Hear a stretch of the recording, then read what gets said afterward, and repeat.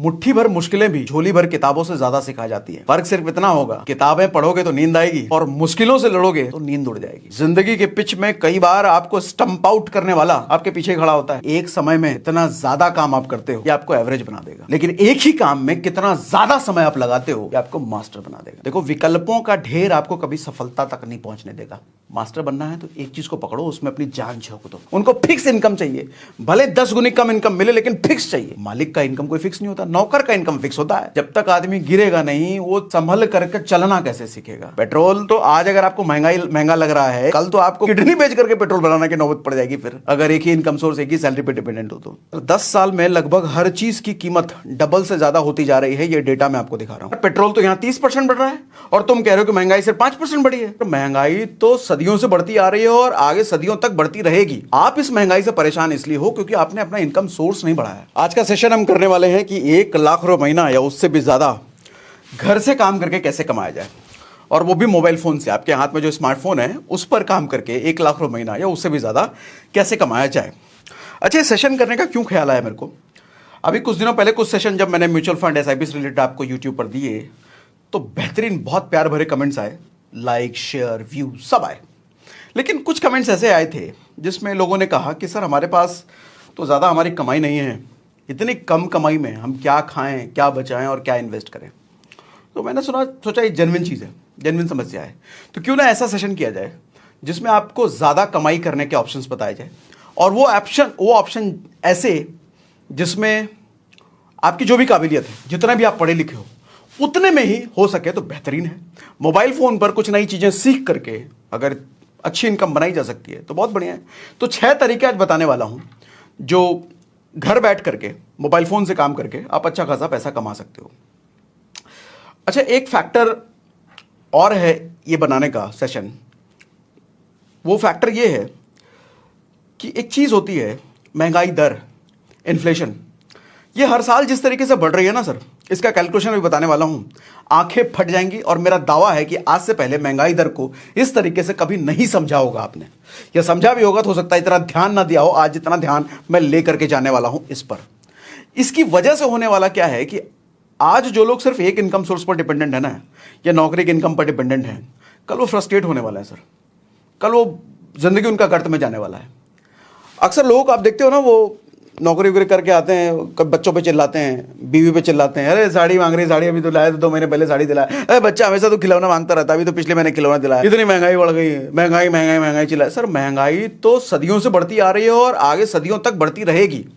आप इस महंगाई से परेशान इसलिए हो क्योंकि आपने अपना इनकम सोर्स नहीं बढ़ाया। अगर बढ़ा लिया होता, अगर इसको समझ लिया होता तो ये फ्रस्ट्रेशन नहीं होता। आज जो मिडिल क्लास के लोग हैं ना सर, मतलब जो भी अपने आप को मानते हैं कि मिडिल क्लास में हैं सर, कल वो सब लोग पुअर क्लास में चले जाएंगे, और परसों वो सब लोग पुअरेस्ट क्लास में चले जाएंगे अगर एक इनकम सोर्स पर डिपेंडेंट रहे। अभी पूरा डेटा समझाने वाला हूं, आप खुद ही कहोगे अरे बाप रे बाप, ये तो आज तक हमने सोचा ही नहीं था। देखो, 1980 में जब मेरे पिताजी बाइक चलाना सीखा था ना उन्होंने, तो 4 रुपए लीटर पेट्रोल भराया करते थे। कितना? 4 रुपए। 2000 ईस्वी में जब मैंने बाइक चलाना सीखा ना, तो मैंने 28 रुपए लीटर पेट्रोल भराना शुरू किया। आज जब मेरा बेटा सीख चुका है ना सर, 100 रुपए से भी ज़्यादा वो पे करता है 1 लीटर पेट्रोल के लिए। यानी कि पेट्रोल तो वही 1 लीटर है, लेकिन पैसा बढ़ता चला जा रहा है। अभी आपके सामने स्क्रीन पर जो चार्ट है, ये सर महंगाई दर का चार्ट है, इन्फ्लेशन रेट। इसमें कहता है देखो, 2021 में जो महंगाई बढ़ी है वो 5.13% बढ़ी है, 2020 में 6.62% बढ़ी थी, 2019 में 3.73, इसी तरीके से चार्ट है ये। लेकिन मैं कहता हूं ये चार्ट झूठा है सर, एक तरीके से आम आदमी को पता ही नहीं होता ये। इसके कहने का मतलब 2020 और 2021 में जो 5% का महंगाई बढ़ा है सर, 2020 में जो चीज 100 रुपए की मिल रही थी 2021 में 105 की हो गई। सर, ये सच है क्या? ऐसा नहीं हुआ है। दिखाता हूं अभी देखो स्क्रीन पर जो आपके दिख रहा है, ये मैंने स्क्रीनशॉट लिया है ईटी ऑनलाइन से, इकोनॉमिक टाइम से। इसका डिस्क्रिप्शन में मैंने लिंक दे रखा है, पूरा आर्टिकल पढ़ भी सकते हो। येलो एरिया में जो हाईलाइट मैंने कर रखा है उसको सर पढ़ो। ये कह रहा है कि पेट्रोल 69.59 69 रुपए का था 1 अप्रैल 2020 को, और एक साल में 31 मार्च 2021 को ये हो गया सर 90 रुपए का। यानी कि 30% तो सिर्फ एक साल में बढ़ गया ये। और अभी जो मैंने आपको चार्ट दिखाया उसमें क्या कह रहा है, 2020 और 2021 में कितने परसेंट महंगाई बढ़ी है? 5%, 6%। सर पेट्रोल तो यहां 30% बढ़ रहा है और तुम कह रहे हो कि महंगाई सिर्फ 5% बढ़ी है। कितनी सच्चाई है इसमें? अभी और देखो, दिखाता हूं सर। ये देखो आपके सामने जो स्क्रीन पर है, ये कह रहा है इंडिया में मेडिकल इन्फ्लेशन यानी कि हेल्थ सेक्टर में जो महंगाई बढ़ी है वो 14% इंडिया में, चाइना में 12%, इंडोनेशिया में 10%। इसका मतलब जो हेल्थ सेक्टर में सर आज अगर किसी का मेडिकल एक्सपेंसेस 1 लाख रुपए है किसी तरीके से, हॉस्पिटल खर्चा, दवाई दारू का खर्चा, तो अगले साल उतने ही चीजें खरीदने के लिए सर अगले साल 1,14,000 पे करेगा वो।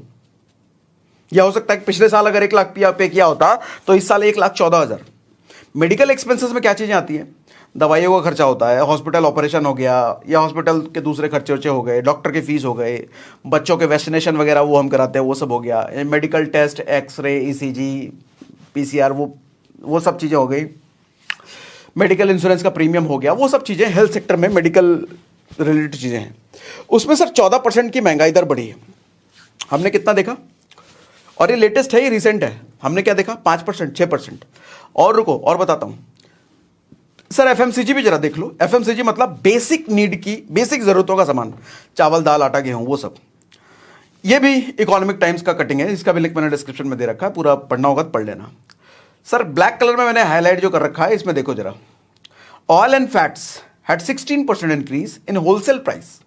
होलसेल में 13% बढ़ा है सर। ऑयल जो कि हम खाना वाना बनता है घर में हमारे, 13% होलसेल में, रिटेल में तो ज्यादा भी बढ़ा हो सकता है।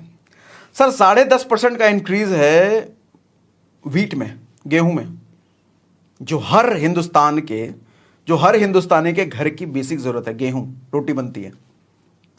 सर साबुन में बढ़ गया है 9%। सर ब्रेड, बिस्किट जो कि हर घर में जाता ही जाता है, 9.5% बढ़ गया है। तो मैं कैसे मान लूं 5%, 6% बढ़ा है महंगाई? सर वो तो दिखाने के लिए डेटा हो गया ना सिर्फ। असल में तो मैं 10% से भी ज्यादा दिख रहा हूं।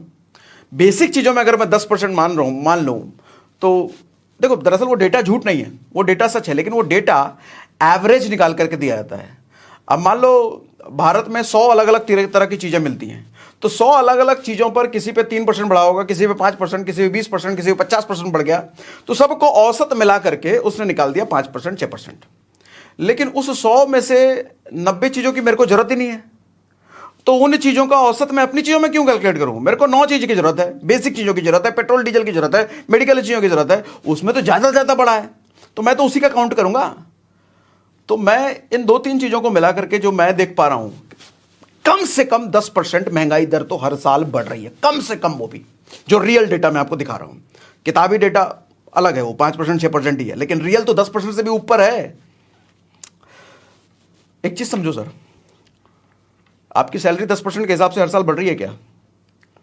अगर 10% के हिसाब से हर साल आपकी सैलरी नहीं बढ़ रही है तो कल को आपको नहीं लगता आप फ्रस्ट्रेट होने वाले हो? कल को आपका गुस्सा, मेंटल डिप्रेशन, स्ट्रेस, ये सब बढ़ने वाला है, और ये सब गुस्सा आपके परिवार पे निकलेगा, आपके रिश्तों पे निकलेगा, आपकी जिंदगी पे निकलेगा, आपके करियर पे निकलेगा। तो आपका जिंदगी, आपको नहीं लगता खराब होने वाला है आगे चल के, अगर आप एक इनकम सोर्स पर डिपेंडेंट हो? वो इनकम सोर्स कुछ भी हो सकता है। और ये इन्फ्लेशन कंपाउंडेड होता है सर। कंपाउंडेड का मतलब देखो समझाता हूं। अभी जो स्क्रीनशॉट आपके सामने है, ये गूगल का स्क्रीनशॉट है। गूगल पे आप लिखना ऑनलाइन कैलकुलेटर, यही खुल के आएगा। मैंने क्या करा, मैंने मान लिया कि 20,000 रुपए अभी आपका बेसिक घर का खर्चा है, 20,000 रुपए, और उस 20,000 पर मैंने 10% इन्फ्लेशन ऐड किया इस साल का, फिर एक और 10% ऐड किया अगले साल का, फिर एक और 10% किया उससे भी अगले साल का। ऐसे 5 साल तक हर साल मैंने 10% ऐड करता चला गया। सर 5 साल बाद यह निकल के आता है 32,210 रुपए। यानी कि आज जितना सामान, जो सामान खरीदने के लिए आप 20,000 रुपए पे कर रहे हो ना सर, उतना वही सामान खरीदने के लिए 5 साल बाद आपको 32,000 रुपए पे करना पड़ेगा। और अभी देखो अगला स्क्रीनशॉट, मैंने अगला 5 साल इसमें ऐड और कर दिया है। यानी कि अभी से लेकर 10 साल बाद सर 10% जब हर साल मैंने ऐड किया तो निकल के आ रहा है सर 51,000 रुपए। यानी कि 50,000 रुपए से ज्यादा आज जो सामान खरीदने के लिए आपको 20,000 रुपए पे करना पड़ रहा है सर, उतना ही सामान खरीदने के लिए, चावल, दाल, आटा, पेट्रोल, डीजल खरीदने के लिए अगर 20,000 में आज हो रहा है तो सर 10 साल बाद 51,000 रुपए पे करना पड़ेगा। आपको लगता है कि आज जो सैलरी आपकी है सर 100% की ग्रोथ आप अगले 10 साल में ले लोगे? बात तो यही हुआ ना, महंगाई जब 100 गुना से ज्यादा बढ़ गई तो आपकी सैलरी भी 100 गुना से ज्यादा बढ़े, तभी तो ठीक ठाक सब चलेगा। सर मैं ऐसे कई लोगों को जानता हूँ, 3-3 साल हो गए, 5-5 साल हो गए, 54 का इजाफा उनकी सैलरी में नहीं हुआ है, फिर भी करे जा रहे हैं। उनको ये चीज़ें पता ही नहीं है ज़िंदगी उनकी कहाँ जा रही है। बहुत बेसिक चीज़ें हैं सर, ये सब स्कूल में पढ़ाई नहीं जाती, कॉलेज में नहीं पढ़ाई जाती, कहीं नहीं बताया जाता। और इसी की वजह से आदमी मेंटल डिप्रेशन, स्ट्रेस और कहाँ कहाँ चला जाता है। फिर आदमी फिर मर्डर वर्डर करने तक की नौबत आ जाती है। गुस्सा आ जरा, सब किसी का मर्डर कर दिए, चाकुए भोंक दिए। क्यों ये सब हो रहा है? अरे पैसे की कमी बढ़ती जा रही है। जो 50,000 रुपये कल आपके लिए इनफ था, आज नहीं है, कल बिल्कुल नहीं होगा, परसों तो और बिल्कुल नहीं होगा। उसकी वैल्यू 10,000 रुपये रह जाएगी, 5,000 रुपये रह जाएगी। तो आपका डिप्रेशन में जाना तो तय है।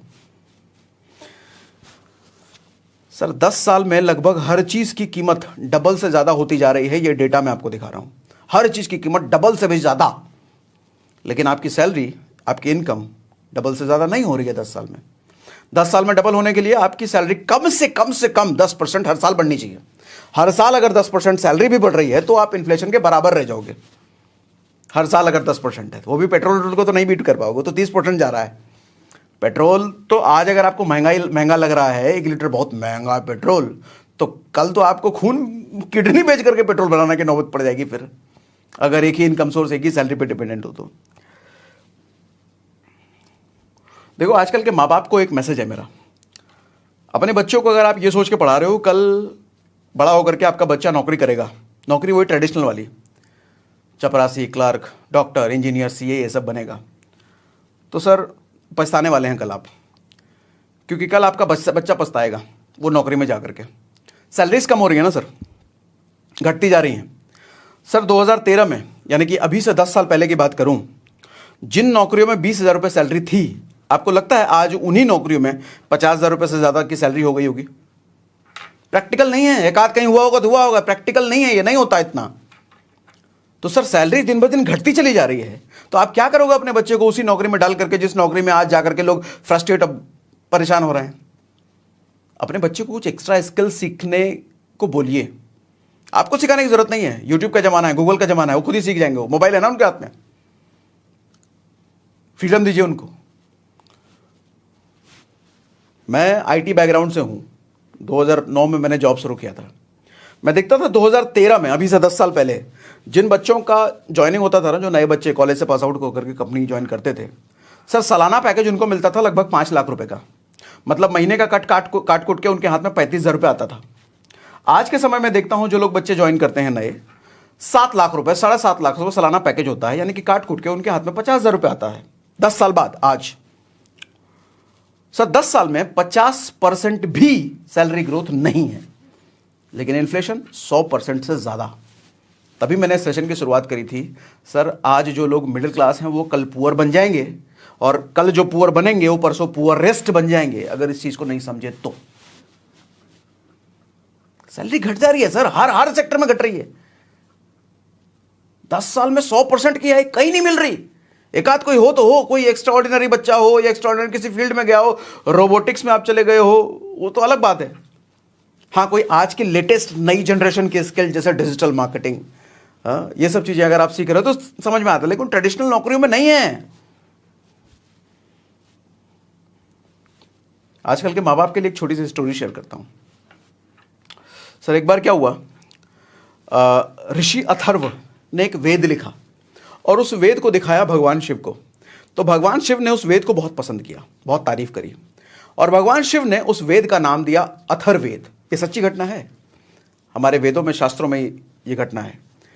शिव महापुराण अगर आप पढ़ेंगे तो उसमें आपको ये घटना मिलेगी। तो भगवान शिव ने उस वेद को नाम दिया अथर्ववेद, चौथा वेद। उससे पहले 3 वेद थे, ऋग्वेद, यजुर्वेद, सामवेद, और पूरा ब्रह्मांड उन्हीं 3 वेदों को मानता था। लेकिन भगवान शिव की वजह से अब संसार में एक नया चौथा वेद आ गया। यह बात जैसे ही प्रजापति दक्ष को पता चली। प्रजापति दक्ष कौन? जो उस वक्त संसार के संचालक थे। संचालक कहने का मतलब आज के टाइम में जैसे देश का संचालक पीएम होता है ना, पीएम के ऑर्डर पे सब कुछ होता है, तो उस टाइम पे पृथ्वी का संचालक प्रजापति दक्ष थे। वही रूल्स डिफाइन करता था, पृथ्वी पर क्या होगा, नहीं होगा, कौन कैसे क्या रहेगा, कौन जात पात, सारे रूल्स उसी के डिफाइन किए हुए थे, प्रजापति दक्ष के। और प्रजापति दक्ष किसके बेटे थे? खुद ब्रह्मा के बेटे थे वो, जिनको धरती पर भेजा गया था कि भैया धरती का भी हमने नया संरचना किया है, तुम जरा देख रेख करो, उसका रूल बनाओ, तुम पीएम हो धरती के। तो प्रजापति दक्ष को जैसे पता चला कि भगवान शिव ने चौथा वेद का किसी को नाम दे दिया है, गुस्सा हो गए, गरमा गए। और वैसे भी वो भगवान शिव को ज़्यादा मानते नहीं थे, क्योंकि भगवान शिव ने ब्रह्मा को एक श्राप दिया था। वो एक लंबी स्टोरी है, क्यों दिया था कभी और बता दूंगा आपको। भगवान शिव ने ब्रह्मा को यह श्राप दिया था कि भगवान ब्रह्मा की पूजा पूरे संसार में कहीं नहीं होगी। शिव की होगी, विष्णु की होगी, ब्रह्मा की नहीं होगी। और ब्रह्मा का मूर्ति मंदिर आप देखते भी नहीं होंगे कहीं होता है, एक्सेप्ट पुष्कर के अलावा। राजस्थान में पुष्कर एक जगह है, वहां मंदिर है। तो प्रजापति ब्रह्मा के बेटे, तो उनका ऐसे ही गुस्सा रहता था शिव से, और शिव को भगवान मानते भी नहीं थे प्रजापति दक्ष। क्यों? उनको लगता था, कहते अरे भगवान तो यार अच्छे कपड़े में होते हैं, साफ सुथरे कपड़े में होते हैं, शिव को तो देखो वो कपड़ा पहनने का तमीज नहीं है, वो सिर का खाल लपेट के रहता है। भगवान जो है नहाए धोए से हमेशा रहते हैं, साफ स्वच्छ रहते हैं, वो कभी नहाते नहीं है, शमशान में पड़े रहते हैं, वो भभूत लपेट के अलग रहते हैं, शमशान का राग, बाल कंघी उंगी कभी करना नहीं है, हिमानी पाउडर कुछ लगाना नहीं है, नहाना धोना है नहीं, वो कौन सा भगवान है? मानते नहीं थे उनको। और पता चला कि उसी शिव ने चौथा वेद दे दिया है। अब संसार के संचालक, उस संसार में चौथा वेद इंट्रोड्यूस हो रहा है, बिना उनकी मर्जी पे गरमा गए। तो अपने 3 भाइयों को उन्होंने बोला, जाओ जरा शिव से शास्त्रार्थ करके आओ। शास्त्रार्थ कहने का मतलब जरा डिबेट करके आओ शास्त्र पे। तो तीनों भाई जब भगवान शिव के पास पहुंचे और उन्होंने शिव से सवाल किया कि चौथा वेद आपने कैसे इसको नाम दे दिया? भैया वेद तो 3 ही है ब्रह्मा के द्वारा, ज्ञान तो इतना ही है, वेद इतना ही है, चौथा वेद आप कैसे बना सकते हो? तो भगवान शिव ने उनको कहा कि ज्ञान कभी देखो सीमित नहीं हो सकता, और कभी भी कोई भी इसको पूरा नहीं जान सकता। और जिसको लगता है कि ज्ञान इतना ही है और सारा ज्ञान मैं जानता हूं, समझ जाओ वो ज्ञान के अहंकार में पड़ चुका है। सृष्टि के अनंत तक, सृष्टि खत्म होने तक पूरा ज्ञान धरती पर किसी को भी नहीं हो सकता, किसी को भी नहीं हो सकता। तो उन्होंने चारों वेद के बारे में फिर शिव ने बताया कि ऋग्वेद देखो इसलिए बनाया गया कि भूगोल की स्थिति और मंत्रों के बारे में, गायत्री मंत्र बेसिकली उसी वेद में है, उसके लिए ऋग्वेद बनाया गया। रजुर्वेद इसलिए बनाया गया कि इसमें यज्ञ और हवन के नियम बताए गए हैं। सामवेद इसलिए बनाया गया कि इसमें ऋग्वेद के मंत्रों का संगीतमय रूप है। हाँ, इसमें मंत्रों को, इसमें जो मंत्र हैं बेसिकली इंसान के मानसिक विकास, स्पिरिचुअल डेवलपमेंट में हेल्प करते हैं। और चौथा अथर्ववेद की जरूरत इंसान को इसलिए है, संसार को इसलिए जरूरत है कि इंसान के mental problem, physical problem, Ayurveda का जिक्र इसी अथर्ववेद में है, उसका सॉल्यूशन अब तक किसी भी वेद में नहीं था, इस वेद में है, इसलिए इस वेद की जरूरत है। और शिव जब ये बात बता रहे थे तो स्वयं ब्रह्मा, बाकी देवतागण भी वहां मौजूद थे, तो उन्होंने बोला हाँ ऐसा ही होना चाहिए, भगवान शिव ने बिल्कुल सही किया है। तब तीनों फिर शांत हो गए। मोरल ऑफ द स्टोरी ये है कि कभी भी ये सोचना कि मैं ही सब कुछ जानता हूं, हमारा बच्चा, हमारा बेटा बेटी को नहीं पता। सर बताना ये चाहता हूं कि आज आपका बच्चा इंटरनेट एरा में जी रहा है, उसके हाथ में जो मोबाइल फ़ोन है ना सर, उस मोबाइल फ़ोन के ज़रिए वो पूरी दुनिया से कनेक्टेड है, दुनिया का हर इन्फॉर्मेशन वो पा रहा है और पा सकता है। और आप देखो, कोई माँ बाप किसी बच्चे का बुरा नहीं चाहता, लेकिन एक चीज़ ये भी समझने की ज़रूरत है, उसके हाथ में इंटरनेट है तो हो सकता है उसके पास जानकारी कुछ ऐसी चीज़ों की भी है जो माँ बाप के पास नहीं है, तो उसको वो अलाउ करना चाहिए कि करो एक्सपेरिमेंट। और भटकना, गिरना, सर जब तक आदमी भटकेगा नहीं सही रास्ते पे कैसे आएगा? जब तक आदमी गिरेगा नहीं वो संभल करके चलना कैसे सीखेगा? जब तक आदमी फेल नहीं होगा, असफल नहीं होगा, उसको सफलता की कीमत कैसे पता चलेगी? तो ऐसा कुछ बच्चे के साथ होता है भी तो होने दीजिए ना, अच्छा है, सीधे सीखेगा बच्चा। नाउ अब आते हैं इस सेशन के मुद्दे पर कि 6 तरीके जिससे हम सीखने वाले हैं कि 1 लाख रुपए, 50,000 रुपए, 1.5 लाख रुपए, 2 लाख रुपए घर से मोबाइल से काम करके कैसे कमाया जाए। देखो, उनमें सबसे पहला है वीडियो एडिटिंग। वीडियो एडिटिंग क्यों? आज जो गूगल से मैंने निकाला, मुझे पता चला कि देखो 40,000 से ज़्यादा ऐसे यूट्यूब पे चैनल हैं जिस पे 1 लाख से ज़्यादा सब्सक्राइबर हैं, और 32 करोड़ से ज़्यादा यूट्यूब चैनल हैं अब तक इंडिया में, एक्टिव इनएक्टिव सब मिला करके। मुझे नहीं पता ये डेटा कितना सही है, तो 32 करोड़ अगर कह रहा है, 20 करोड़ भी हुआ, 10 करोड़ भी हुआ, 5 करोड़ भी हुआ तो भी बहुत है। अब मुझे आप ये बताओ, इतने सारे चैनल जो हैं और हर साल नए नए चैनल क्रिएट हो रहे हैं, इनको अपने वीडियो के लिए कोई एडिटर नहीं चाहिए क्या? चाहिए ना? तो किसी ना किसी को तो हायर करेंगे ना, या तो खुद सीखेंगे, किसी को दूसरे को जिम्मेदारी देंगे। तो इनको आप क्यों नहीं हेल्प कर देते? मैं कहता हूं आज के टाइम में आपको वीडियो एडिटिंग सीखने के लिए सिर्फ 7 दिन चाहिए, उससे ज़्यादा नहीं चाहिए। यूट्यूब पे ही सीख जाओगे, यूट्यूब पे सर्च करो वीडियो एडिटिंग, कई सारे मोबाइल ऐप हैं, लैपटॉप नहीं चाहिए, जमाना गया। काइन मास्टर हो गया, इन शॉर्ट हो गया, और भी कई सारे ऐप हैं। यूट्यूब करो तो सही, आपको सिर्फ 7 दिन लगने वाला है। सर प्रैक्टिस करो, 7 दिन में आप वीडियो एडिटिंग सब सीख जाओगे, chroma, green screen, animation, effect वगैरह सब सीख जाओगे मोबाइल पर ही। और 7 दिन बाद जब आप सीख जाते हो तो मैं कहता हूं 100 यूट्यूबर्स को मेल करो। कहां से मिलेगी उनकी मेल आईडी? हर अच्छे यूट्यूबर्स के डिस्क्रिप्शन में उनकी मेल आईडी या फिर अबाउट सेक्शन में उनकी मेल आईडी होती है। मेल आईडी उठाओ, उन यूट्यूबर्स को मेल करो कि भैया मैं वीडियो एडिटर हूं, आपके वीडियो में एडिट कर सकता हूं, और ऑफर दे दो अपनी तरफ से कि मैं शुरुआत के 5 वीडियो आपको फ्री में एडिट करके दूंगा। अगर आपको अच्छा लगता है तो भी मुझे आप पैसे देना, छठे वीडियो के उसके पहले आप 5 वीडियो फ्री में आपके लिए कर ही रहा हूं। और जब आप मेल करोगे ना, एक चीज ध्यान रखना, अक्सर गलती करते हैं कि मेल जब करोगे तो उस यूट्यूबर का नाम लेके मेल करो, और मेल उसका नाम लेने के साथ साथ 2-4 लाइन थोड़ी तारीफ कर दो उसके चैनल की, पर्टिकुलर उसके चैनल की। मैं अपनी बात करूं तो मैं उस ईमेल को खोलता तक नहीं हूं जिसमें हाय करके लिखा हुआ रहता है, हेलो करके लिखा रहता है, जिसमें मेरा नाम नहीं है। आदमी को अपना नाम सबसे ज्यादा प्यारा होता है। सर उस मेल को तो स्पैम समझा जाता है जिसमें रिसीवर का नाम ही नहीं है। तो ऐसा नहीं कि 100 यूट्यूबर की ईमेल आईडी उठाई, डाल दिया और एक साथ हाय लिख करके सबको एक ही कंटेंट, ऐसा मत करना। हर यूट्यूबर को अलग सेपरेटली भेजो। हर किसी का ईगो होता है, और किसी यूट्यूबर का 1 लाख 1.5 लाख सब्सक्राइबर है तो उसका ईगो और बड़ा हो गया, और आप हाय हेलो करके भेज दे रहे हो उसको। उसका नाम लिखो, डियर, जैसे किसी का नाम मान लो मुकेश है, डियर मुकेश सर, ऐसा करके लिखो, ठीक है। और 100 लोगों को अगर आप भेज रहे हो तो लॉ ऑफ एवरेज देखो, 100 लोग अगर आप भेज रहे हो तो 10 लोग रेडी हो जाएंगे आपसे काम करवाने के लिए। उनको लगता है यार 5 फ्री में करके देख रहा है, देख ले रहे हैं। और शरीफ लोग होते हैं ना बहुत सारी दुनिया में, उनको अगर काम थोड़ा हल्का फल्का ना भी पसंद रहेगा, वो देखेगा इसने 5 वीडियो मेरे को फ्री में करके दिया है, वो रख लेगा आपको काम पर। और वीडियो एडिटिंग कौन सा रोबोट बनाने जैसा है, करते करते सीख जाओगे, प्रैक्टिस करते करते और सीख जाओगे। तो मैं मानता हूं 10 लोगों का अगर आपने काम पकड़ लिया, और एक यूट्यूबर महीने में 5 वीडियो पोस्ट करता है, और एक वीडियो के लिए मैं कहता हूं मिनिमम चार्ज करो आप, सबसे कम चार्ज करो आप 1000 रुपये महीना, 1000 रुपये पर वीडियो के। लोग पर वीडियो 5000 10,000 चार्ज करते हैं, आप 1000 रुपये पर वीडियो चार्ज करो। 1000 रुपये पर वीडियो अगर चार्ज करते हो तो एक यूट्यूबर से आप 5000 रुपये महीना कमा रहे हो। ऐसे आपने 10 यूट्यूबर पकड़ा तो 50,000 रुपये महीना हो गया आपका। ऐसे आप 20 यूट्यूबर अगर पकड़ लेते हो तो सर 1 लाख रुपये महीना हो गया। आप कहोगे 20 यूट्यूबर का काम कैसे? अरे मैं कहता हूं 5 यूट्यूबर का, 10 यूट्यूबर का काम खुद करोगे। एक नया लड़का हायर कर लो, उसको एडिटिंग सिखा दो, 10,000 रुपये महीना दो उसको, उससे एडिटिंग करवाओ, 50,000 का काम उससे लो, बदले में 10,000 उसको दे दो।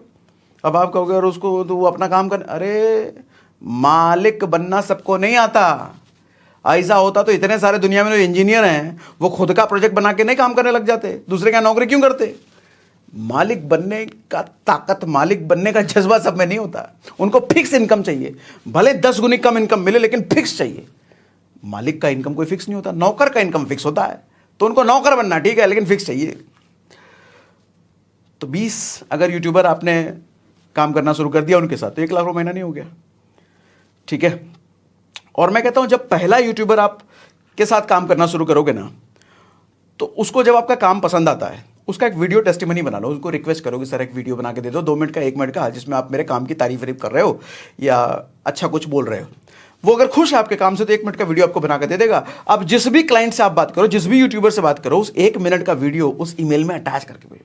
आप दिखाओगे अरे ये इस यूट्यूबर का 2 लाख सब्सक्राइबर है और इसने इसके बारे में अच्छा बोला है, तो ट्रस्ट बन जाता है, डेवलप हो जाता है। किसी एक ने अच्छा करा है तो मतलब वो एक सबूत हो गया कि आपका काम अच्छा है। समझे? टेस्टिमनी बड़ा काम करता है। अब दूसरे के साथ आपने काम किया, उससे भी टेस्टिमनी वीडियो ले लो। जितने लोगों के साथ काम करो हर किसी से टेस्टिमनी वीडियो प्यार से ले लो। आपका काम अगर अच्छा है तो उसको टेस्टिमनी देने में भी कोई दिक्कत नहीं है। बड़े आराम से, बड़ा अच्छा बोलेगा, अरे बहुत बढ़िया एडिट करता है, 1 नंबर एडिट करता है, जरूर काम करवाओ इससे। बस उस वीडियो की वजह से काम मिल जाएगा आपको। और जब काम बढ़ता चला जाए 2 लड़के और हायर कर लो, फिर बड़े 3 लड़के हायर कर लो, 10 लड़के, देखोगे धीरे धीरे आपकी पूरी कंपनी बन जाएगी वीडियो एडिटिंग की। आप पता चले 50 100 यूट्यूबर 200 यूट्यूबर को आप ही हैंडल। कई सारी ऐसी कंपनियां यही करती हैं, इन्फ्लुएंसर मार्केटिंग वाली कंपनियां। कई सारे यूट्यूबर्स का काम वो करके दे रहे हैं। आपका धीरे धीरे वो काम हो जाएगा, चल पड़ेगा ये काम। और ये काम ऐसे अभी बता रहा, अभी तो पहला बताया है, 5 अभी बाकी है। ये काम ऐसा है कि आप पूरी जिंदगी एज अ बिजनेस को लेके चल सकते हो। आपकी नौकरी है, दूसरा वो इनकम है, उसको लात मारो और पूरी तरीके से इसमें झोंक सकते हो। हाँ, लेकिन तब जब सैलरी के बराबर की इनकम इधर से आने लग जाए तब, ऐसे नहीं कि भैया छोड़ दिए उसको। दूसरा तरीका है आज के समय में देखो थंबनेल, पोस्टर्स की भी डिमांड बहुत तेजी से बढ़ रही है। एक थंबनेल, यूट्यूब का थंबनेल बनाने का लोग चार्ज करते हैं 300 से 500 रुपए। मैं कहता हूं मिनिमम चार्ज करो, 100 रुपए चार्ज करो। कितना टाइम लगेगा? 2 से 3 दिन लगेगा। अरे कैनवा डाउनलोड कर लो, जिस तरह का बनाना एक से एक बन जाता है एचडी में। 3 से 4 दिन आपको लगेगा बनाना। उसको भी वही करो, सारे यूट्यूबर्स को मेल करो। लॉ ऑफ एवरेज का यहां भी ख्याल रखना, 100 को भेजोगे तो 10 काम देगा आपको। सर ऐसे अगर 500 यूट्यूबर आपने पकड़ लिए, 500 तो ज़्यादा हो गया, मैं कहता हूं ऐसे अगर आप 100 रुपये चार्ज कर रहे हो और 20 यूट्यूबर आपके साथ काम करने को रेडी हो जाते हैं, तो 10,000 रुपये महीने का आपका जुगाड़ हो गया, है ना। इसी तरीके से आप कल को 3-4 महीना जब अच्छा काम करने लग जाओगे, आपको काम करते करते भी एक्सपर्टीज आपकी बढ़ जाएगी, तो उन्हीं 20 यूट्यूबर को आप फिर 500 रुपये पर थंबनेल चार्ज करोगे ना, वो हंसी खुशी आपको दे देंगे सर। क्योंकि आपके जैसी क्वालिटी दूसरे मार्केट में नहीं दे रहा होगा कोई, आप कुछ अलग ही बनाकर उनको दे रहे हो। ठीक है, फिर 50,000 रुपये इनकम हो जाएगी आपकी उसी 20 यूट्यूबर से। कल को फिर 40 यूट्यूबर के साथ लाख रुपये महीना हो जाएगा। कल को फिर 80 यूट्यूबर के साथ 2 लाख रुपये महीना हो जाएगा। 80 का काम तो आप संभालोगे नहीं, 2 लड़का रख लेना, उसको भी सिखा दो। क्या टाइम जाने वाला है। मैं जो आपको ये बातें बता रहा हूं ना सर, बहुत सिंपल है, बहुत सिंपल है। बस आपको ये चीज़ों में माहिर बनने से अगर कोई चीज़ रोक सकती है तो आपका निकम्मापना रोक सकता और कुछ नहीं, आलस रोक सकता और कुछ नहीं। अरे होगा कि नहीं होगा, अगर नहीं हुआ तो कौन काम देगा, नहीं दिया तो ये तो मार देगा आपको। तीसरा तरीका, सोशल मीडिया मैनेजमेंट। आज के टाइम में जो यूट्यूब पे अच्छा कर रहे हैं, अब जैसे मैं अपनी एग्जांपल ले लूँ, अब यूट्यूब पे इस टाइम पे जब आपको ये वीडियो मिल रहा है तकरीबन 8.5 लाख सब्सक्राइबर हैं। अब मैं इंस्टाग्राम पर भी हूँ जहाँ पर 1 लाख से ज़्यादा फॉलोअर हैं, फेसबुक पर भी हूँ जहाँ पर 8.5 लाख से ज़्यादा फॉलोअर हैं, ट्विटर पर भी हूँ, मोज पर भी, चिंगारी पर भी, लिंक्डइन पर भी। अब मैं ये सेशन की तैयारी आपके लिए करूं या इन सारे हैंडल्स को मैं संभालता रहूं, कौन से पे कब वीडियो गया, कौन सा टाइटल जाएगा, कौन सा थंबनेल जाएगा, इंस्टा पे क्या पोस्ट गया, नहीं, ये सब अगर करने बैठूं मैं तो फिर जो मुझे आपको सिखाना हो तो सिखा ही नहीं पाऊंगा। मैं उन चीज़ों में फंस के रह जाऊंगा। मैं तो मैं क्या करूंगा, किसी को हायर कर लूंगा कि भैया ये सब संभालो। ठीक है, तो ये वाला काम, संभालने वाला काम आप कर सकते हो। ऐसे ही फिर सारे यूट्यूबर्स को मेल करो, बताओ उनको कि आपका 5 प्लेटफॉर्म, आपका YouTube, Instagram, Facebook, LinkedIn, Twitter, सब मैं संभाल के दूंगा। मार्केट में तो भैया इसके देखो, ये डिमांड सप्लाई का खेल है। कोई बड़ा यूट्यूबर है तो उसके तो लाख रुपए, 2 लाख रुपए महीने भी चार्ज करते हैं लोग संभालने वाले। कोई छोटा यूट्यूबर है तो उसके कम चार्ज करेंगे। आप 10,000 रुपये इसका चार्ज करो महीने का। बोलो 10,000 रुपये में आपका 5 प्लेटफॉर्म मैं संभाल दूंगा। आपके प्लेटफॉर्म की कम्युनिटी पोस्ट भी मैं डाल दूंगा, स्टोरी भी मैं डाल दूंगा, सब मैं कर दूंगा जो आप बोलोगे। 5 प्लेटफॉर्म का सिर्फ 10,000 रुपये महीना लूंगा। सर ऐसे 5 प्लेटफॉर्म, 5 यूट्यूबर पकड़ लो, 50,000 रुपये हो गया। ऐसे 10 यूट्यूबर पकड़ लो, 1 लाख रुपये हो गया। और इस काम में ज़्यादा मेहनत भी नहीं है। सोशल मीडिया, अब आज वीडियो डाला है तो 3-4 दिन बाद ही ना वीडियो डालोगे यूट्यूब पे, या अगर कोई रोज भी डाल रहा है तो आज डाला है तो आप कल ही करोगे ना। दिन में 1 पोस्ट जाएगा या 2 पोस्ट जाएगा, तो काम ज़्यादा इसमें है नहीं। 10 यूट्यूबर, 15 यूट्यूबर, 20 यूट्यूबर भी पकड़ करके आप उनके साथ काम कर सकते हो, अच्छी खासी मोटी कमाई कर सकते हो। लेकिन एक चीज़ का ध्यान रहे भैया, सर्विस अगर ले रहे हो तो अच्छी सर्विस देना, ऐसी सर्विस देना, अपना जी जान, अपना काम समझ करके काम करना। वो आदमी जो खुश होगा ना, आपको 4 और हो सकता है यूट्यूबर आपको रिकमेंड कर दे कि भैया इसका भी काम तो ही संभाल, तो बहुत बड़ा काम कर रहा है। और अभी तो 3 तरीके मैंने बताया आपको, 3 और बताने वाला हूं। लेकिन एक चीज ध्यान देना, इतने सारे तरीकों में मास्टर किसी एक ही चीज पर बनना ऐसा नहीं कि आप थंबनेल वाला भी काम पकड़ लो, यूट्यूब वाला भी काम पकड़ लो, एडिटिंग वाला भी काम पकड़ लो, सोशल मीडिया वाला भी काम आपने अपने पकड़ लिया, फिर तो खिचड़ी बन के रह जाओगे, फिर एवरेज बन के रह जाओगे। ब्रूस ली कहते हैं मुझे उस आदमी से डर नहीं लगता जिसने 1000 मूव्स की प्रैक्टिस करी हो। वो कहते हैं मुझे उस आदमी से डर लगता है जिसने एक ही मूव्स की प्रैक्टिस 1000 बार करी हो, क्योंकि उस मूव में वो मास्टर बन चुका है, वो माहिर बन चुका है। अब वो जिसके साथ भी खड़ा रहेगा ना, वो उस एक मूव से उसकी जान मार देगा वो। तो ऐसे ही 10 काम मत करो सर, एवरेज बन के रह जाओगे। कोई एक काम पकड़ो। क्रिकेट में सचिन तेंदुलकर ने अगर क्रिकेट के साथ साथ फुटबॉल, टेनिस, चेस की भी प्रैक्टिस अगर करी होती ना, तो क्रिकेट में मास्टर ब्लास्टर कभी नहीं बन सकता वो। रोनाल्डो ने फुटबॉल के साथ साथ टेनिस और क्रिकेट की भी अगर प्रैक्टिस करी होती ना, तो रोनाल्डो कभी मास्टर नहीं बनता फुटबॉल का। जाकिर हुसैन ने तबले के साथ साथ थोड़ा दूसरा इंस्ट्रूमेंट भी बजाना शुरू कर दिया होता ना, वो कभी मास्टर नहीं बनता। मास्टर बनना है तो एक चीज को पकड़ो, उसमें अपनी जान झोंक दो, बन जाओगे मास्टर। देखो, विकल्पों का ढेर आपको कभी सफलता तक नहीं पहुंचने देगा। मैंने क्या कहा? विकल्पों का ढेर कभी भी आपको सफलता तक नहीं पहुंचने देगा। हर सफलता के रास्ते में ना ये विकल्प, ये ऑप्शन आपके लिए रास्ते की रुकावट बनेगी। उस रास्ते में जैसे ही मुश्किलें आएगी ना, एक विकल्प का ख्याल आपको आ जाएगा, अच्छा ये तो काम तो मेरे पास है ही, अरे बड़ा मुश्किल है काम, तो वही वाला काम कर लेता हूं। विकल्प आपको रोकते हैं, और जिस आदमी के पास विकल्प नहीं है, ऑप्शन नहीं है, उसके पास एक ही रास्ता है, वो अपनी जान लगा देता है उसमें और माहिर खिलाड़ी बन के निकलता है फिर वहां से वो। और चलते चलते चलते चलते एक दिन सफलता उसको अपनी बाहों में ले लेती है। एक पकड़ना, चार नहीं, सब पे थोड़ा थोड़ा मन में ख्याल है, यहां से भी कमा लूंगा, वहां से भी कमा लूंगा, वहां से कमा लूंगा, कहीं से नहीं कमा पाओगे। फिर कहीं से नहीं कमा पाओगे। 6 महीने बाद बोलोगे अरे हमने तो बहुत ट्राई किया था, कुछ हुआ नहीं। होगा कहां से? महान बनने के लिए कोई महान काम नहीं किया जाता, बल्कि साधारण काम को इतनी बार किया जाता है कि उसमें महानता हासिल हो जाए। फर्क सिर्फ इतना होता है कि अभ्यास की सीमा लांघी होती है उस आदमी ने, उसी साधारण काम में, जिस साधारण काम को आप देख करके कहते हो कि अरे ये तो साधारण है, इससे क्या होगा। कहते हैं कि एक समय में कितना ज्यादा काम आप करते हो ये आपको एवरेज बना देगा, लेकिन एक ही काम में कितना ज्यादा समय आप लगाते हो ये आपको मास्टर बना देगा। और ये सब जब काम करोगे ना तो आपके साथ भी होगा, सबके साथ होता है, मेरे साथ भी हुआ था जब मैंने शुरू किया था। लोग मजाक बनाएंगे, और मजाक बनाने वाले सबसे ज्यादा आपके सबसे पहले करीबी होंगे, दोस्त होंगे, रिश्तेदार होंगे। देखो, कहते हैं कि जाहिल दोस्त से ना आपको सबसे ज्यादा खतरा होता है, बजाय किसी समझदार दुश्मन के एक जाहिल दोस्त आपका सबसे ज्यादा नुकसान करता है। क्योंकि वही जाहिल दोस्त सबसे पहले ये कहने आएगा, अरे कहां फंस रहा है, कहां जा रहा है, इस अच्छी खासी नौकरी कर, इससे कुछ नहीं होता। और आप अगर उसकी बात में आ गए तो जिंदगी खराब कर दी उसने आपकी। फिर रावण जब मर रहा था ना, तो भगवान राम ने लक्ष्मण को कहा था कि संसार से सबसे बड़ा ज्ञानी आज संसार छोड़कर जा रहा है, जाओ कुछ सीख लो उससे। तो लक्ष्मण गए उसके पास, लक्ष्मण रावण के सर के पास बैठ गए, बोले भैया भगवान राम ने हमको भेजा है, कुछ सिखाओ। तो रावण ने मुंह फेर लिया, कुछ बोला ही नहीं। ये देख के लक्ष्मण गुस्सा, उठ के गए राम के पास, बोले भैया देखो इसकी अकड़, मर रहा है फिर भी इसकी अकड़ नहीं गई, मुंह फेर लिया इसने, बताया नहीं मुझे। तो राम ने बताया कि देखो अब रावण हमारा शत्रु रहा नहीं, वो हार चुका है युद्ध। और किसी ज्ञानी से अगर आपको ज्ञान चाहिए ना, तो उसके सर के पास बैठ के नहीं, उसके पैरों के पास बैठ के ज्ञान लिया जाता है। तो लक्ष्मण गए, अब पैर के पास बैठे, पूछा उससे। तब रावण ने अब 3 बातें लक्ष्मण को बताई, ध्यान से सुनिएगा।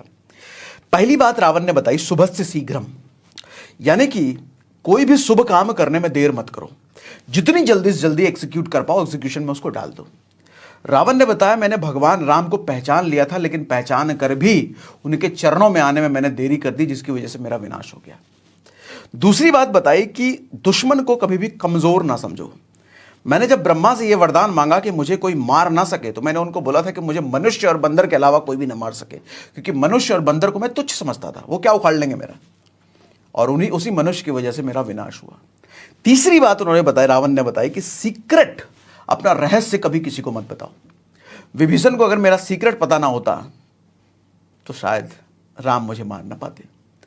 विभीषण को अगर मेघनाथ का सीक्रेट पता ना होता तो रावण तो छोड़ो, मेघनाथ को ही मारना असंभव था, इतना शक्तिशाली था वो इंद्रजीत, जो इंद्र को जीत के बैठा हो। और विभीषण कौन होते हैं आज के टाइम में? जो आपके इर्द गिर्द लोग होते हैं, आपका दोस्त हो सकता है, आपका रिश्तेदार हो सकता है। किसी को रहस्य मत बताओ सर, किसी को अपना सीक्रेट मत बताओ। कोई पूछे कहां गायब हो, भाई मौज ले रहे हैं, क्या कर रहे हो, कुछ नहीं कर रहे हैं, मत बताओ वीडियो एडिटिंग सीख रहे हो, मत बताओ मैं किसी का सोशल मीडिया मैनेजमेंट करने का सोच रहा हूं, मत बताओ मैं किसी का ग्राफिक्स बना के दे रहा हूं, मजाक उड़ाएगा। 4 बात और बताए, कहां फंस गए, हम जानते हैं, को गया था कुछ नहीं कर पाया, सुसाइड कर लिया, पैसों से नहीं कमा पाया, नौकरी छोड़ के गया था। आप कहोगे हाँ सही में गया, आप भी नहीं कर पाओगे, फिर आपके दिमाग में उसका बात घूमता रहेगा। बताओ ही मत, किसी को भी मत बताओ आप क्या कर रहे हो। ये कलयुग है सर, और कलयुग से ज्यादा ये चतुर्युग है, चतुर्युग। चारों तरफ लोग चतुर हैं। जिंदगी के पिच में कई बार आपको स्टंप आउट करने वाला आपके पीछे खड़ा होता है। आप तो देख रहे हो कि बॉल तो सामने से आएगी, दुश्मन सामने है, लेकिन हरकत पीछे से हो जाती है। बॉल उसके हाथ लगते ही आपको उड़ा देता है। आप सामने देख रहे हो लेकिन खेल पीछे से हो गया। इसीलिए अपना सीक्रेट नहीं बताओ किसी को। चौथा तरीका है एफिलिएट मार्केटिंग। बड़ा पॉपुलर तरीका है। एफिलिएट मार्केटिंग क्या होता है? ब्रांड किसी और का होता है, मतलब माल बना कोई और रहा है, माल खरीद कोई और रहा है, बेचने वाले आप हो, और आपको बेचने के लिए किसी के घर नहीं जाना। आपको बेचना कोई फिजिकल हार्ड प्रोडक्ट नहीं है, सॉफ्ट प्रोडक्ट होता है। जैसे अमेजॉन का एग्जांपल ले लो। दुनिया का सबसे बड़ा एफिलिएट प्लेटफॉर्म है अमेजॉन। अमेजॉन के हर प्रोडक्ट को आप बेच सकते हो। आप अगर बेचते हो, आपकी वजह से अगर बिकता है तो आपको कमीशन मिलता है। मान लो अमेजॉन पे कोई मोबाइल फोन है सैमसंग का, और सैमसंग का मोबाइल फोन बहुत सारे लोग खरीद रहे होंगे, लेकिन अगर आपने अपना एफिलिएट अकाउंट बना करके अपना लिंक क्रिएट करके, अमेजन पे ऑप्शन होता है, गूगल यूट्यूब पे सर्च करोगे ना एफिलिएट कैसे बनते हैं, तो आपको पूरा प्रोसेस समझ में आ जाएगा। वो उसके थ्रू आप अमेजन एफिलिएट बन जाओगे, फ्री में बन जाओगे और तुरंत बन जाओगे। अब उसी सैमसंग के मोबाइल का लिंक आपने जो जनरेट किया, उस लिंक को आप बतेरे फेसबुक ग्रुप में आप होगे, बतेरे टेलीग्राम ग्रुप, व्हाट्सएप ग्रुप में, सब जगह अगर आपने शेयर कर दिया और उसमें से किसी एक आदमी ने भी खरीद लिया, और मैं मानता हूं अगर अमेजॉन ने फिक्स कर रखा है उस सैमसंग मोबाइल पे 1% एफिलिएट कमीशन, तो सर 1 लाख का 1% 1,000 रुपये हो गया, और 10 लोगों ने अगर खरीद लिया तो 10,000 रुपये बैठे बैठे हो गए आपके। इसी तरीके से हर प्रोडक्ट का आप अपना एफिलिएट अकाउंट क्रिएट कर सकते हो, किताबों का, मोबाइल का, या जो भी अमेजॉन पे बिक रहा है सबका आप क्रिएट कर सकते हो। तो है ना मजेदार। अच्छा, ऐसे कोर्सेज का होता है। बहुत सारी कंपनी, बहुत सारे प्लेटफॉर्म ऐसे हैं जो अपने कोर्सेज बनाते हैं। उन कोर्सेज को अगर आप सेल करते हो तो वो 30%, 20%, 50% कमीशन आप ही को दे देते हैं एज एफिलिएट कमीशन। अब जैसे मैं आपको, आपने देखा होगा कई बार मैं आपको एंजल 1 कहता हूं कि एंजल 1 से आप ट्रेडिंग वगैरह कर सकते हो, म्यूचुअल फंड बाय कर सकते हो। तो वो एंजल 1 मैं क्यों कह रहा हूं? उसने मेरे को एफिलिएट बना रखा है। आप अगर मेरे लिंक के जरिए एंजल 1 पे जाते हो, हालांकि कोई बताएगा नहीं, लेकिन मैं बता देता हूं प्रॉब्लम क्या है बताने में। है तो है, कुछ गलत थोड़ी कर रहे हैं, अच्छी चीज आपको रिकमेंड कर रहे हैं। आप अगर उसको यूज करते हो तो आपको भी फायदा, मुझे भी फायदा। तो एंजल 1 पे जैसे आप साइन अप करते हो, उसका एक सर्टेन कमीशन मुझे मिलता है। ठीक है, तो एफिलिएट मार्केटिंग ये होता है। और एफिलिएट मार्केटिंग से मैं ऐसे कई लोगों को जानता हूं, सर 10 लाख, 15 लाख रुपये महीना, 20 लाख रुपये महीना कमाते हैं एफिलिएट मार्केटिंग से। एफिलिएट मार्केटिंग, एफिलिएट बन करके। ओके, 5वां तरीका है ड्रॉप शिपिंग। ये बहुत बढ़िया तरीका है और बहुत कम लोगों को पता है, और बहुत आसान भी है ये ड्रॉप शिपिंग। बताता हूं, ध्यान से समझना है ड्रॉप शिपिंग। ड्रॉप शिपिंग क्या होता है? आप वो बेचते हो जो आपके पास है ही नहीं, और आपको कभी रखने की जरूरत भी नहीं है, और इससे कोई मतलब नहीं है उस प्रोडक्ट में को आपने देखा भी है कि नहीं, प्रोडक्ट को आपने कभी हाथ में लिया है कि नहीं लिया, आपको कोई मतलब नहीं। आपको दुकान में, वेयर हाउस में कुछ भी आपको मेंटेन करने की जरूरत नहीं है, आपको वो बेचना है। आप कहोगे ये कैसे बिकेगा भैया? बताता हूं। मान लो सैमसंग का मोबाइल है। अब सैमसंग का मोबाइल बनाया सैमसंग ने। अब कोई होलसेलर होगा जिसने अपने होलसेल वेयर हाउस में रख रखा है। आपने क्या किया, अमेजॉन पे जाकर के एक ड्रॉप शिपिंग का अपना प्रोफाइल बना लिया। अच्छा सा आपने अपना मोबाइल का डिस्क्रिप्शन वगैरह डाला, अच्छा सा मोबाइल का फोटो वोटो वो सब करके डाला आपने। अब जब भी सामने से कोई ऑर्डर आएगा ना कस्टमर का, वो ऑर्डर तो आपके पास आएगा।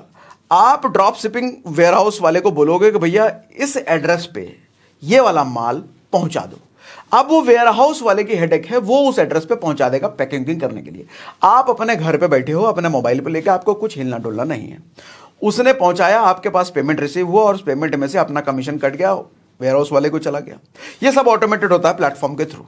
अच्छा, आप कहोगे फिर ऐसा क्यों भैया, आपको किस बात का कमीशन मिला?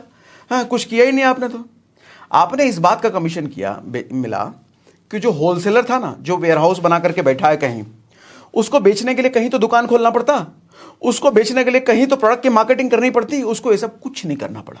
आपने उसका काम आसान कर दिया। उसको ना दुकान खोलने की जरूरत पड़ी, उसको ना कहीं दुकान का किराया, दुकान के लिए एम्प्लॉय स्टाफ करने की जरूरत पड़ी। ये सब खर्चा आपकी वजह से बचा ना, उसके ब्रांडिंग मार्केटिंग का खर्चा आपकी वजह से बचा ना, तो वो सारा खर्चा आपने एज ए इनकम ले लिया।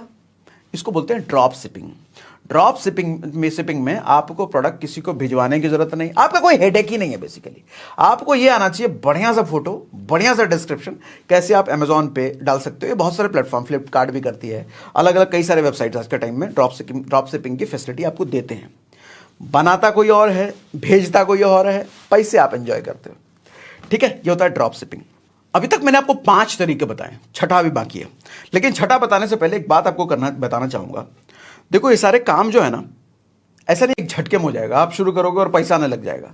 सर मुश्किलें आएंगी, बहुत सारी चीज़ें नहीं समझ में आएंगी। लेकिन अच्छी बात यह है कि यूट्यूब पर जाओ, सोल्यूशन मांगो, ड्रॉप शिपिंग में ये दिक्कत है, एफिलिएट मार्केटिंग में ये दिक्कत, एडिटिंग में ये दिक्कत, यूट्यूब पे हर चीज़ का सोल्यूशन है, फटाफट आपको मिल जाता है। लेकिन फिर भी कई बार हो सकता है फ्रस्ट्रेट हो जाओ, अरे कोई यूज़र नहीं मिल रहा, कोई कस्टमर नहीं मिल रहा। मुश्किलें आएंगी, हमेशा मुश्किलें आएंगी सर, और वही तो सबसे ज़्यादा सिखाती हैं आपको। कहते हैं कि किताबों और मुश्किलों में किसी एक को अगर चुनना हो ना, तो मुश्किलों को चुनना, क्योंकि मुट्ठी भर मुश्किलें भी झोली भर किताबों से ज़्यादा सिखा जाती हैं। फ़र्क सिर्फ इतना होगा कि किताबें पढ़ोगे तो नींद आएगी, और मुश्किलों से लड़ोगे तो नींद उड़ जाएगी। लेकिन यकीन करना मेरे दोस्त, मुट्ठी भर मुश्किलें झोली भर किताबों से ज़्यादा सिखा जाएगी। अभी एक लड़का मेरे से मिलने आया था, ऐसे बहुत सारे केसेस मेरे पास आते हैं, लेकिन वो लड़का कुछ ज़्यादा ही दुखी था अपनी फाइनेंशियल कंडीशन को लेकर के। शादी हो चुकी है, बच्चे हो चुके हैं, माँ बाप ने अपने से अलग कर दिया है, अपने फाइनेंशियल सिचुएशन को लेकर बहुत दुखी था। वो मेरे से राय लेने आया था कि सर क्या करें, कैसे करें, कुछ समझ नहीं आ रहा, फ्रस्ट्रेट हो, बहुत ज़्यादा दुखी, मेरे को वो समझ में आ रहा था। तो हालांकि उसको तो उसके अकॉर्डिंग मैंने सोल्यूशन कुछ बताने की कोशिश करी, लेकिन इन जनरल मैं आपको समझाना चाहता हूँ। जब मैं उससे मिल के हटा ना, तो मैं ऐसे लोगों से जब मिलता हूँ तो मुझे थोड़ी सी हंसी आती है।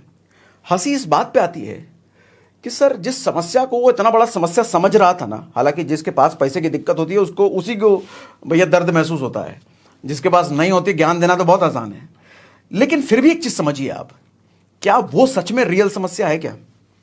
मेरे हिसाब से रियल समस्या मालूम क्या होती है? जब आपको कोई हेल्थ चैलेंज आ जाए, शरीर आपका काम ना कर रहा हो, डॉक्टर के चक्कर लग रहे हैं बार बार बार बार बार बार, या फिर कोर्ट कचहरी के चक्कर में फंस गए आप। इन दोनों केसेस में सोल्यूशन आपके पास नहीं है कि आपका हेल्थ कब ठीक होगा आपको नहीं पता, कोर्ट कचहरी के चक्कर से कब छूटोगे आपको नहीं पता, वहां किसी और के हाथ में सोल्यूशन है। और मैंने देखा है कि डॉक्टर के चक्कर में, कोर्ट कचहरी के चक्कर में परिवार तबाह हो जाता है सर, जिंदगी खराब हो जाती है, ना समय मिलता है कुछ और करने के लिए, जिंदगी उलझ के रह जाती है और सोल्यूशन अपने हाथ में होता नहीं है। इन दोनों चीज़ों से कंपेयर करके जब मैं देखता हूं पैसे की दिक्कत, सर इसका सोल्यूशन तो अपने ही हाथ में है ना। कमाई की दिक्कत है, बिजनेस फेल हो गया, नौकरी कर लो, नौकरी नहीं मिल रहा, कोई छोटा मोटा नौकरी कर लो, अरे झाड़ू मारने की नौकरी कर लो, ये तो मिलेगा। अब आप कहोगे ईगो, हम कैसे झाड़ू मारेंगे, तो तुमको गल्ले पे बिठा लें। देखो जब पैसा नहीं है तो ईगो पालने का कोई मतलब नहीं है। पैसा बहुत है, बैंक भरा हुआ है तो ईगो समझ में आता, तब ईगो पाल लो। लेकिन पैसा नहीं है तो ईगो काहेगा? ईगो अपना करो साइड में, कोई भी छोटा मोटा काम करो, पकड़ो आपको पैसे की दिक्कत सॉल्व। छोटा मोटा काम में आपका पैसा आने लग जाए, फिर बड़ा पकड़ना, फिर बड़ा पकड़ना, फिर बड़ा पकड़ना, बढ़ते बढ़ते फिर अच्छा काम पकड़ लेना और अपने मर्जी का।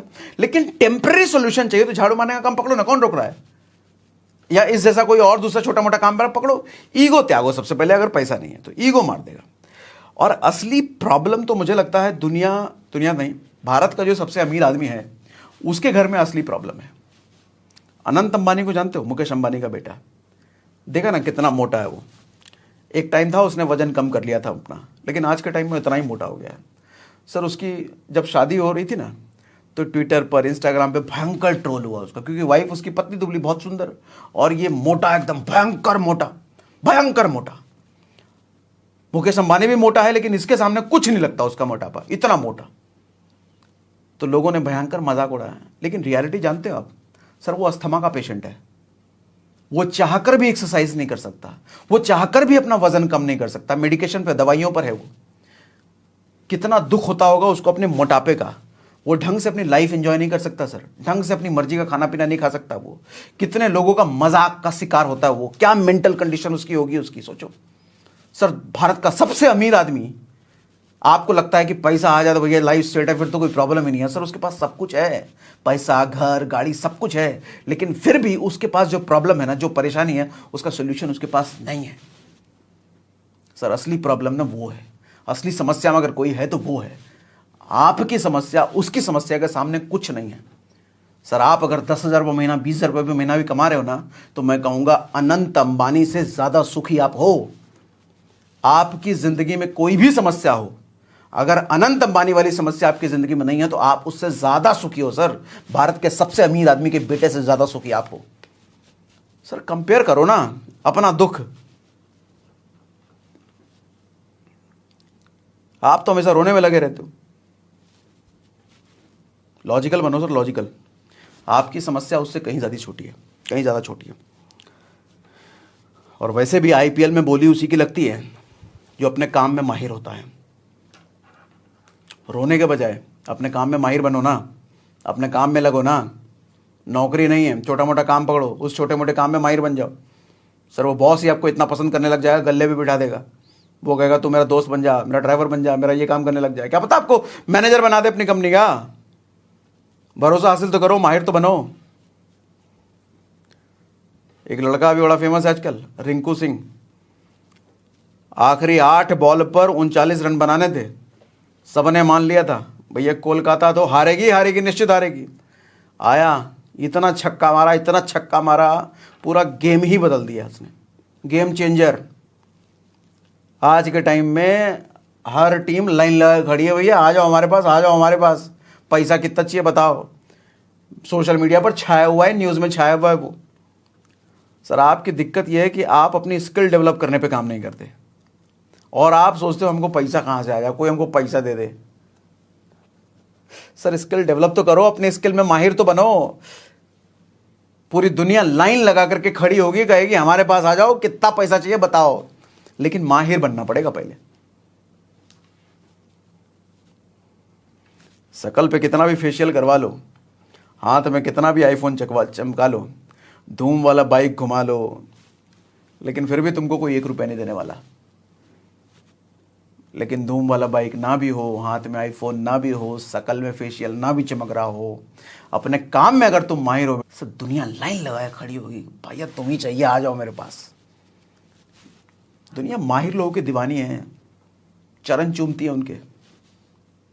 रिंकू सिंह आज से पहले कौन जानता था? कोई नहीं जानता था, कोई पूछता भी नहीं था। वो बिहार वाला लड़का, वो जो सिंगर है जो अचानक से वायरल हुआ एक गाना गा करके, उसको कोई जानता भी नहीं था। उसने अपने इंटरव्यू में बोला हमको कोई पूछता ही नहीं था, हमारे पड़ोसी नहीं जानते थे। लेकिन जैसे सोनू सूद ने उसको बुलाया, गांव के आसपास के गांव पूरे देश में फेमस जैसे हुआ, मीडिया, न्यूज, पत्रकार सब उसके घर पे खड़े इंटरव्यू लेने के लिए उसका।